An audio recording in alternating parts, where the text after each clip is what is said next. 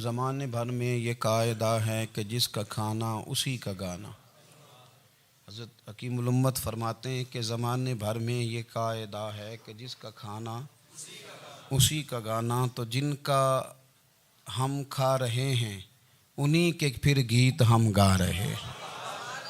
کائنات ارضی اور سماوی پر سب سے بڑا، سب سے شاندار، سب سے خوبصورت، سب سے ٹھنڈا، سب سے امن والا جو انقلاب ہے وہ میرے نبی پاک نے برپا فرمایا۔ بڑی یہ کم نصیبی ہے کہ مسلمانوں میں فرقے بن گئے اور امت تقسیم ہو گئی اور تقسیم ہونے سے کمزور ہو گئی۔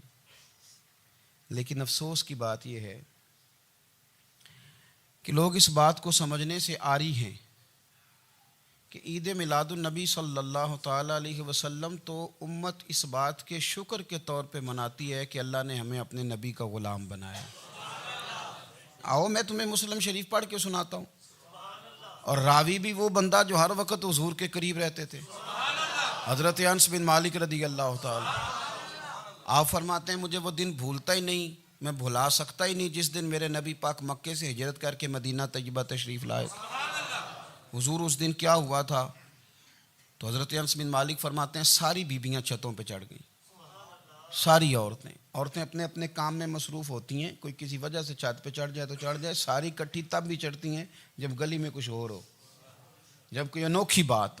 ساری بیبیاں چھتوں پہ چڑھ گئیں، بچے درختوں کے ساتھ چمٹ گئے، اور فرماتے ہیں کہ 70 کے قریب لوگ حضور کی سواری کے آگے تھے اور باقی سینکڑوں کی تعداد سے سواری کے پیچھے تھے، اور فرماتے ہیں یہ الگ منظر تھا۔ اور یہ مسلم شریف میں نعرہ موجود ہے، مسلم شریف میں یہ صحیح مسلم میں موجود ہے کہ جب حضور مدینے آ رہے تھے تو مدینے والے نعرہ لگاتے تھے یا محمدہ یا رسول اللہ، اور چلتے ہوئے لگا رہے تھے یا محمدہ یا رسول اللہ کا وہ نعرہ لگا رہے تھے۔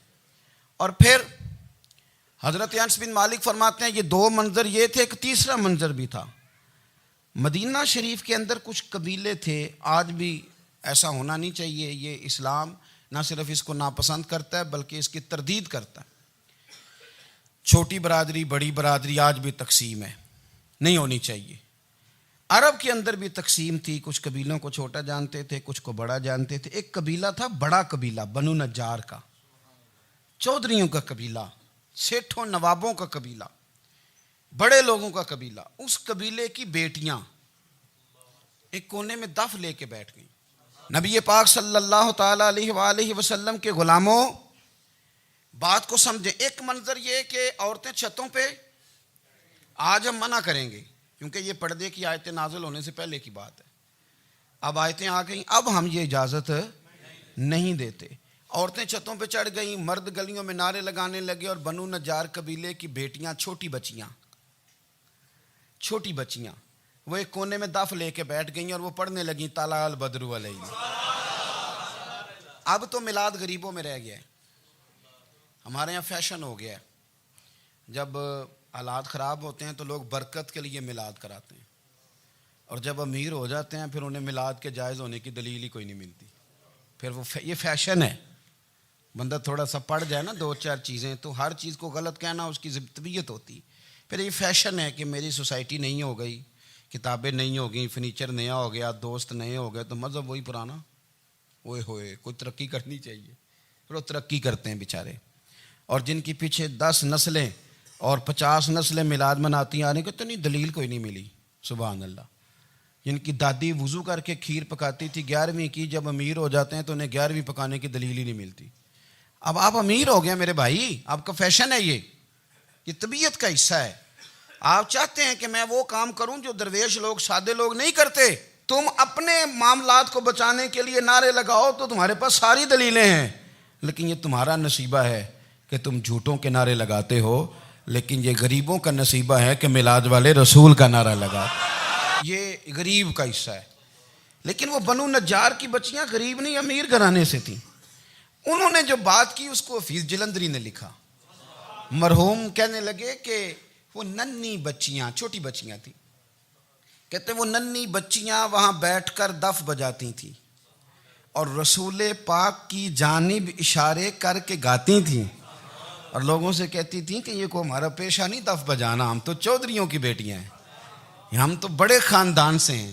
وہ ننھی بچیاں جو بیٹھ کر وہاں دف بجاتی تھیں، رسول پاک کی جانب اشارے کر کے گاتی تھیں اور کہتی تھی ہم ہیں بچیاں نجار کے عالی گھرانے کی، خوشی ہے آمنہ کے لال کے تشریف لانے، ہمیں بڑی خوشی ہے آمنہ کے لال کے، خوشی ہے آمنہ کے لال کے، خوشی ہے آمنہ کے لال کے، ہمیں خوشی ہے آمنہ کے لال کے تشریف، خوشی ہے بس آمنہ کے لال کے تشریف۔ نبی پاک صلی اللہ تعالیٰ علیہ وآلہ وسلم سے امت کا جذباتی رشتہ ہے۔ یہ پہلے دن سے ہی ابو جہل کب منع کرتا تھا کسی مسلمان کو کہ خانہ کعبہ میں نماز نہ پڑھو، کہتا پڑھو۔ حضرت صہیب ابن سنان رومی سے اس نے کہا کہ آپ اپنے طریقے کے مطابق، مسلمانوں کے طریقے کے مطابق کعبے کے اندر نماز پڑھیں، جو مرضی کریں۔ روکتے تو وہ نبی پاک کے قریب جانے سے تھے، وہ منڈیوں میں بیٹھ جاتے تھے، حضور کے قریب نہ جانا، حضور کے قریب نہ جانا، حضور کے قریب نہ جانا۔ میری بات کو آپ سمجھے اور ہمیشہ یاد رکھیں، امت کا نبی پاک سے جذباتی رشتہ، جذباتی۔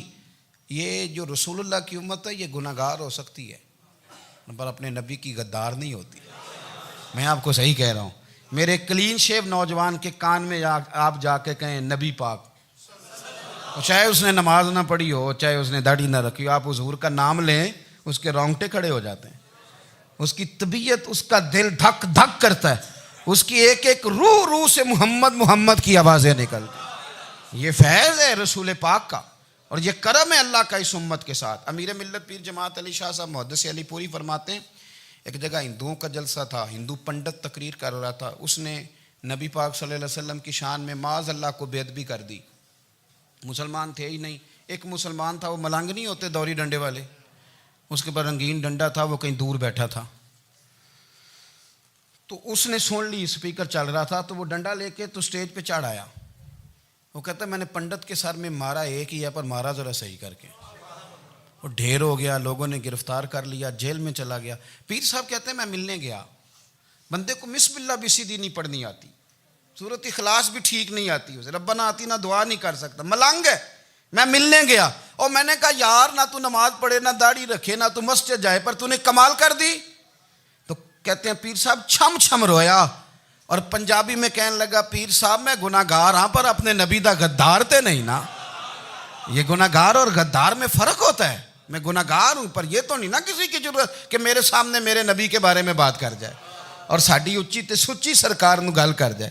یہ بات آپ سمجھیں، دشمن احمد پہ شدت کیجئے، ملحدوں سے کیا مروت کیجئے، شرک ٹھہرے جس میں تعظیم رسول، اس برے مذہب پہ لعنت کیجئے، اور مثل فارض زلزلے ہوں نجد میں ذکر آیات ولادت کیجئے اور یا رسول اللہ کی کثرت کیجئے۔ نبی پاک کا پیار امت کے لیے سرمایہ حیات ہے۔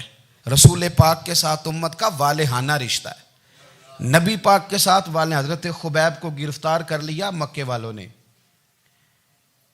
اس وقت غربت تھی اسلام پر، مکے میں سارے لوگ کٹھے ہو گئے اور چوک میں پھانسی دینے لگے حضرت خبیب کو۔ کہنا آسان ہے، کرنا بڑا مشکل ہے، بندہ جیل میں الجھ جائے تو میں نے بڑے بڑے سیانے لوگ معافیاں مانگتے دیکھے، بڑے بڑے لوگ کہتے دیکھے ہیں کہ یہ کام بڑا، قید تنہائی بذات خود ایک مصیبت ہے۔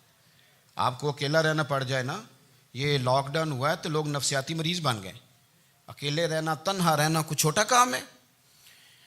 حضرت خبیب اکیلے اور مکے کا دور اور چاروں جانب کافر، اور چوک میں جب پھانسی پہ لٹکایا جانے لگا تو ابو سفیان بولے اور بول کے کہنے لگے یار بندہ کوئی کام کر کے بڑا پچھتاتا بھی ہے کہ یار نتیجہ کیا نکلا، تو معاذ اللہ آپ کا بھی نتیجہ تو پھانسی ہے، تو آپ کا کیا خیال ہے؟ یہ آپ یقین کریں کہ لوگ صحیح صحیح ساتھ چلتے ہیں، تھوڑی سی دشواری اٹھانی پڑ جائے تو کہتے ہیں میں گاڑی ٹھیک تھا، پر انہی پتھروں پہ چل کے اگر آ سکو تو آؤ، میرے گھر کے راستے میں کوئی کہکشاں نہیں ہے۔ لوگ نا میٹھا میٹھا کھانا چاہتے ہیں، تھوڑا کڑوا آ جائے تو مصیبت بن جاتی ہے۔ کہتے ہیں سارے فلانے سے پیار کریں گے تو میں کروں گا، سارے مخالفت بھی کریں گے تو ہم انشاءاللہ پیار ہی کریں گے۔ یہ کیا بات ہوئی کہ ہم زمانے کا رنگ دیکھ کے چلیں گے؟ اب بعض لوگ پچھتا رہے ہوتے ہیں، حضرت خبیب سے کہا ابو سفیان نے ابھی کلمہ نہیں پڑھتے تھے, کہنے لگے تو اس وقت پھانسی پہ لٹک رہا ہے اور تیرے نبی مدینے میں اور آرام میں, اور ان کے صحابہ آرام میں, اہل بیت گھر میں. تیرے ذہن میں اگر اس وقت یہ بات ہو کہ اس وقت تیری جگہ پہ وہ ہوتے معاذ اللہ, تو پھر کیا ہوتا؟ مجمع غیروں کا, علاقہ غیروں کا. یہ ٹائم آیا تھا اب نعرہ رسالت لگانے کا.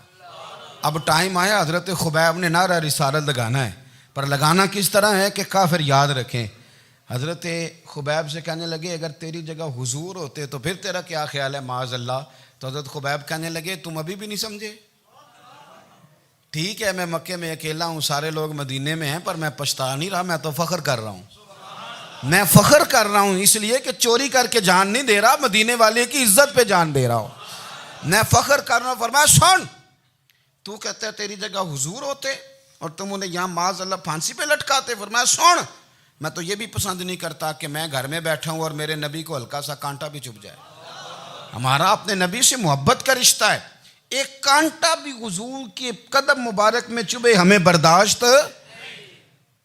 مجمع ان کا تھا, نعرے لگ رہے تھے, ہم نے مسلمان پکڑ لیا, لیکن حضرت خبیب نے اکیلے, اللہ کرے آپ کو میری بات کی سمجھ آئے, اللہ کرے آپ کو سمجھ آئے, اکیلے جب پھانسی کے تختے کے قریب نعرہ لگایا نا کہ میں تو کانٹا بھی نہیں چبھنے دوں گا اپنے نبی کو, اب سارے ہار گئے.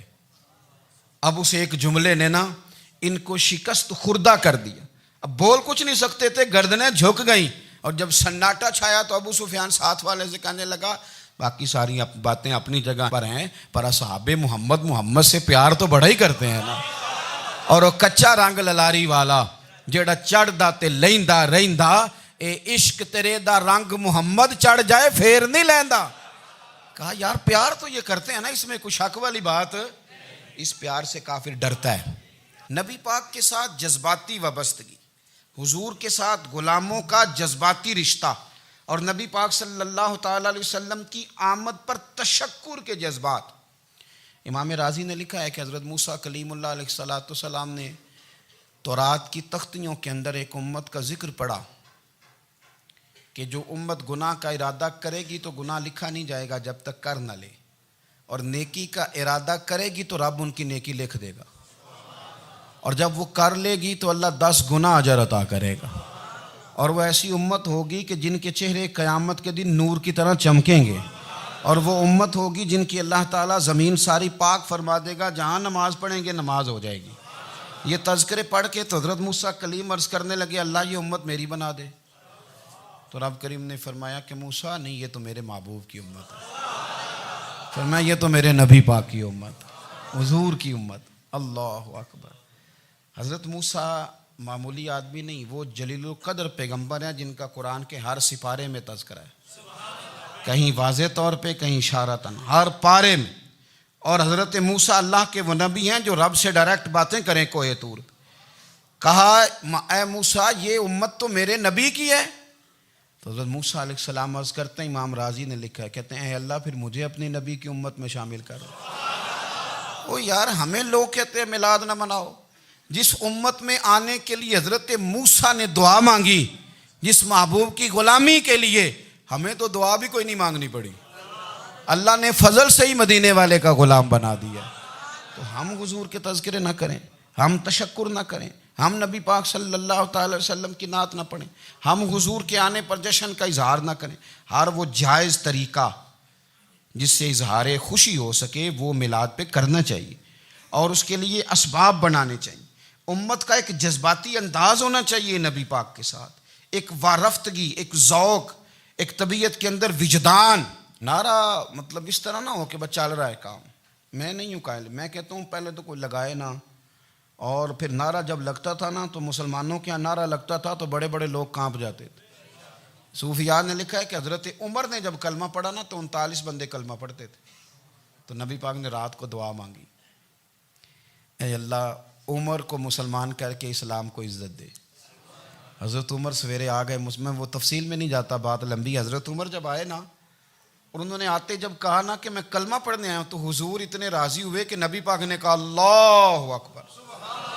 تو صحابہ نے نعرے لگائے اللہ اکبر اللہ اکبر، یعنی 40 لوگ مسلمان ہوئے تو نعرے لگے ہمارے صوفیاء کہتے ہیں حضرت عمر کے آنے پر جب نعرے لگے تو بتاؤ کہ وہ تو نعرہ تکبیر لگا، نعرہ رسالت کیوں نہیں لگا؟ تو کہتے ہیں گویا ہمیں حضور نے یہ سمجھایا ہے، حضور کے اشاروں نے سمجھایا ہے کہ میں اب اپنے نعرے خود تو نہیں نہ لگاؤں گا، میں نے تو اللہ اکبر کہہ دیا، عمر آ گیا ہے میرے نعرے لگاتا رہے گا، اب نعرے لگیں گے۔ حضرت عمر نے پہلے دن ہی کہا کہ حضور آپ سچے رسول ہیں تو چھپ چھپ کے نماز کیوں پڑھیں؟ شروع ہو گئے نعرے، حضور آپ سچے ہیں تو چھپ چھپ کے نماز کا کیا معنی ہو؟ تو حضور نے فرمایا تیرا کیا ارادہ ہے؟ حضور سارے نہیں، ایک میں ایک امیر حمزہ، ایک لائن کے آگے وہ لگ جائے، ایک کے آگے میں لگ جاؤں، اور باقی مسلمان جتنے ہیں کل 40 تھے، پیچھے 18 19 بچیں گے، تو ایک لائن میں وہ ہو جائیں، ایک میں آگے ایک میں امیر حمزہ ہو، ایک میں ہوں، تو دیکھ لیتے ہیں یہ ہمیں نماز کیسے نہیں پڑھنے دیتے۔ ہاں دیکھ لیتے ہیں، آئے نا میدان میں، ادھر آ ستمگر ہنر آزمائیں تو تیر آزما ہم جگر آزمائیں، اور غلامان محمد جان دینے سے نہیں ڈرتے، یہ سر کٹ جائے یہاں رہ جائے کچھ پرواہ نہیں کرتے۔ فرمایا بھی پتہ چل جاتا ہے نا، ایک لائن میں حضرت امیر حمزہ ہو گئے، ایک میں حضرت عمر ہو گئے۔ پہلے یہ مارتے تھے جو حرم شریف میں مسلمانوں کے طریقے پہ نماز پڑھتا تھا، یہ جلوسوں کی بڑی برکت ہے، اندر بیٹھے رہے نا چپ کر کے، نکل جائیں تو پتہ کچھ بھی نہیں چلتا۔ جب نکلتے ہیں نا لوگ کہتے ہیں جلوس کیا معنی ہے، تو میں بتاتا ہوں نا جلوس کا معنی کیا ہے۔ حضرت عمر نے باہر نکلے 2 لائنوں کا جلوس، لمبا بھی کوئی نہیں، بندے بھی 40، اور جناب فاروق اعظم باہر نکلے تو عمر کا نعرہ، عمر کا، حضرت عمر نے یوں کر کے آستینیں بازو کی چڑھا لیں، اور اپنے گلے میں جو ان کے رومال تھا نا اس کو یوں سینے پہ باندھا، اور اس ہاتھ میں تلوار تھی تو یوں کر کے باہر لہرائی، کہنے لگے او مکے کے کافرو ادھر آؤ میرے سامنے، جس نے اپنی بیوی بیوہ کرانی ہو، جس نے بچے یتیم کرانے ہوں، وہ آئے میدان میں، مصطفیٰ کے غلام آج سڑکوں پہ نکل آئے میدان میں ہمارے سامنے ہمارا مقابلہ کرے، آئے نا میدان میں، ہم نکلے ہیں، اب ہم یہاں کعبے میں اعلانیہ نماز پڑھیں گے، ہم پڑھیں گے، طاقت ہے تو آؤ نا ہمارا مقابلہ کرو، آؤ۔ کفر بذات خود بہت بڑا جھوٹ ہے، اور جھوٹ کے پیر، بس 2 بندے نکلے تلواریں لے کے آگے، تو پھر حضرت عمر نے اعلانیہ نماز پڑھوائی خانہ کعبہ۔ تو میرے بھائی رسول اللہ صلی اللہ علیہ وسلم کے غلام تو جب نعرہ لگاتے تھے تو ہو ہی کمال جاتا تھا۔ پھر بریلی کے امام بولے، کہنے لگے پیش حق مجدہ شفاعت کا سناتے جائیں، حضور قیامت کے دن آگے نا ہمارے آگے خوشخبری دیں گے، کہیں گے تم فکر نہ کرو، آ جاؤ میں تمہیں بخشواتا ہوں، میں تمہاری سفارش، آ جاؤ پیچھے۔ حضور نہ پیش حق مجدہ شفاعت کا سناتے جائیں گے۔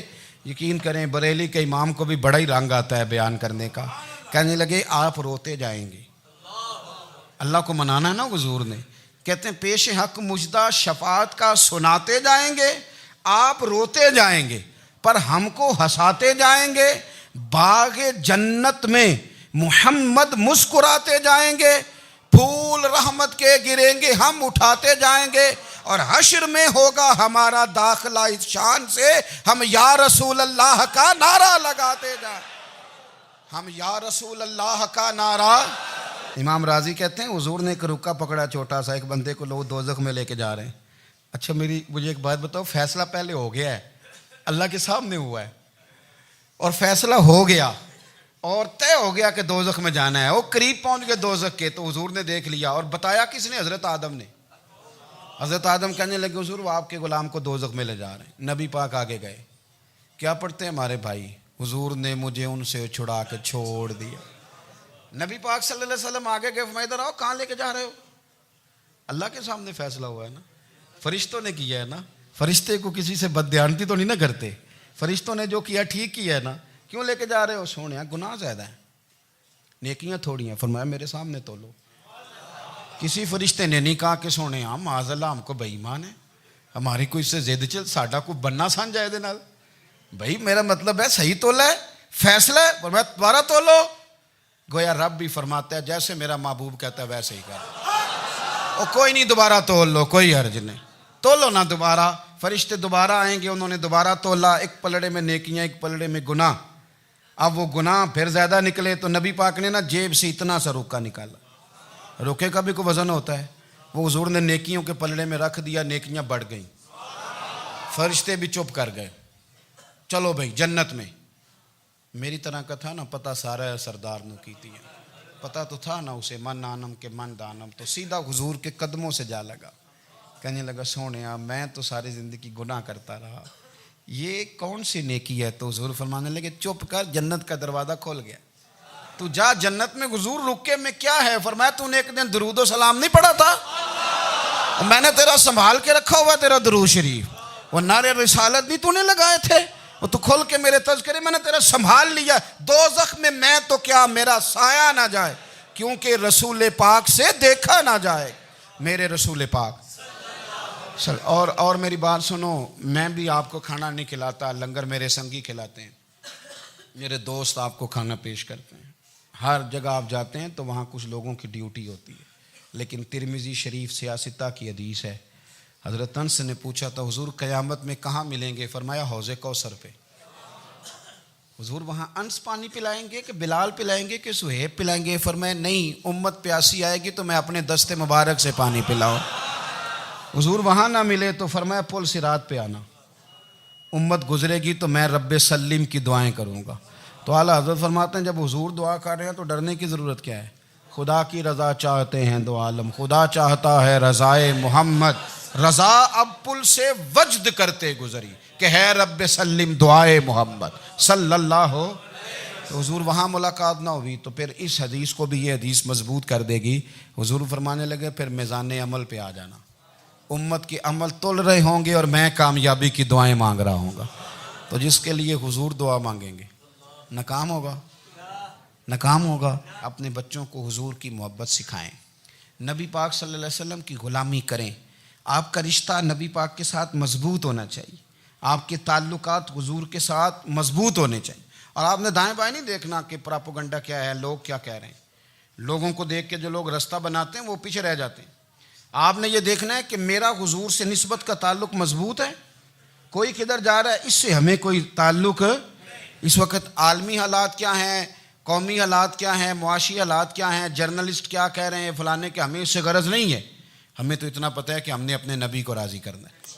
تو اس لیے خوبصورت محافل کا ذکر کریں, خوبصورت درود شریف پڑھیں.